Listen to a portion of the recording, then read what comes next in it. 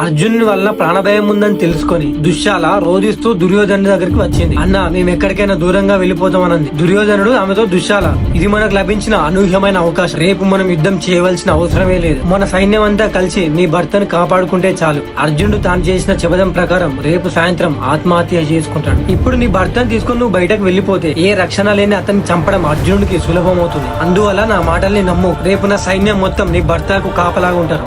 రేపు నేను పన్నబోయే వ్యూహానికి అర్జునుడికి తల తిరిగిపోతుంది. అర్జునుడికి మరణం సంభవించాలంటే రేపు నీ భర్త రణరంగంలో సైనికుల రక్షణ వలయం మధ్య ఉండవలసిందే అని అన్నాడు. దుర్యోధనుడు తాను గెలవడం కోసం సొంత చెల్లెలు భర్తనే పనంగా పెట్టాడు. కురుక్షేత్ర యుద్ధంలో 14వ రోజు అర్జునుడు చెప్పడం వల్ల కౌరవ పాండవులకు ఆ రోజు లక్ష్యం ఒక్కటే ఏర్పడింది. సైంధవుని కాపాడుకోవడం కౌరవుల లక్ష్యమైతే అర్జును ప్రతిజ్ఞ నెరవేటట్టు చూడాలన్నది పాండవుల లక్ష్యం. యుద్ధ పేరీలు మ్రోగడంతో యుద్ధ గర్జనలు చేస్తూ సేనలు ముందు కురికాయి. సైంధవుని వధించడంలో ఏ మాత్రం ఆలస్యం చేయడం ఇష్టం లేని అర్జునుడు తన రథాన్ని కౌరవ సైన్యం